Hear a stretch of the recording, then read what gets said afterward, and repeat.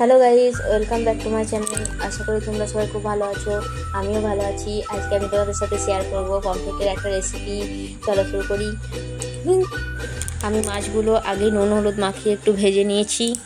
প্রথমে আমি একটা পেস্ট তৈরি করে রেখে দিয়েছি। 2 চামচ সাদা সর্ষে, 1 চামচ কালো সর্ষে, 2 চামচ পোস্ত, 2টো কাঁচা লঙ্কা, একটু নুন দিয়ে পেস্ট করে নিয়েছি।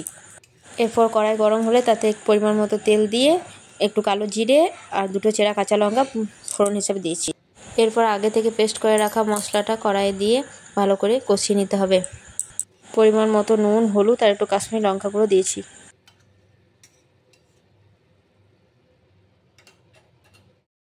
এবার জল অ্যাড করে কিছুক্ষণ ফুটিয়ে নেব।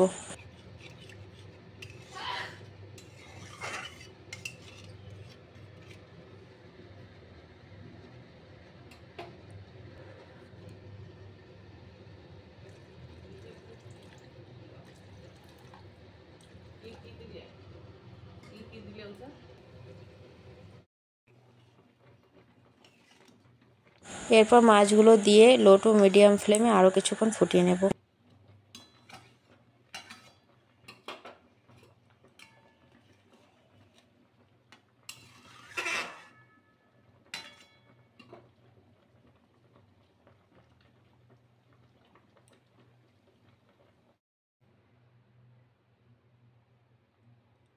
গরম গরম ভাতের সাথে এবার এটা সার্ভ করার জন্য একদম রেডি।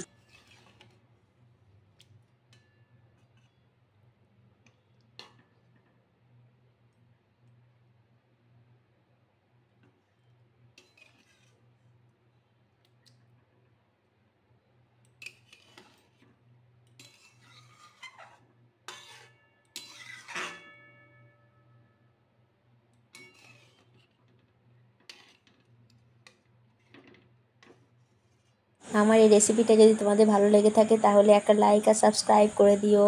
দেখা হচ্ছে পরের ভিডিওতে। অনেক ধন্যবাদ আমার এই ভিডিওটি শেষ পর্যন্ত দেখার জন্য।